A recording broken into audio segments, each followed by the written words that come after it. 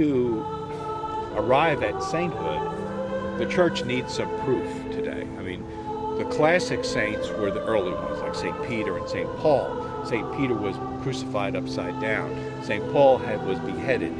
Those were martyrs, and everybody would just generally acclaim sainthood. There wasn't any need for any cause or any kind of formal bookkeeping or anything. The particular way that we would go about naming a saint in the church comes from traditionally two sources. One being the martyr, one who is killed in hatred for the faith.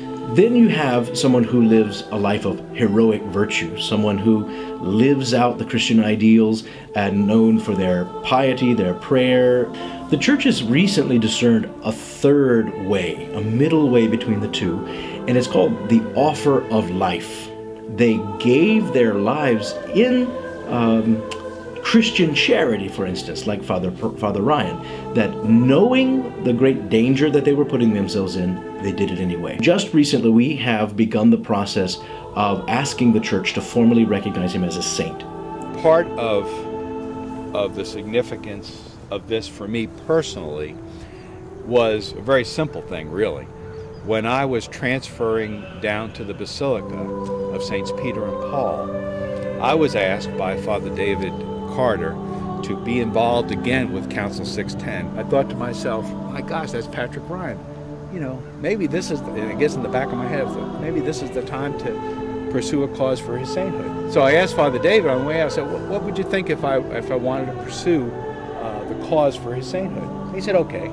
And that one okay got a whole bunch of things started. Father Patrick Ryan was the pastor of the parish of Saints Peter and Paul from 1872 to 1878. But then the yellow fever epidemic came to Chattanooga, 1878. Now, when yellow fever was discovered, everybody started fleeing out of the city. There were a few people that did stay behind, and one of them was Father Patrick Ryan. And he heroically ministered to the people of God in the streets of Chattanooga. Even after he came down with the disease himself, finally he succumbed to the disease and died September 28th in 1878. Now, he was hailed as a hero in Chattanooga, and they called him a martyr of charity. Well, these days we still look to him as this model of charity. We still see his example as one to be emulated.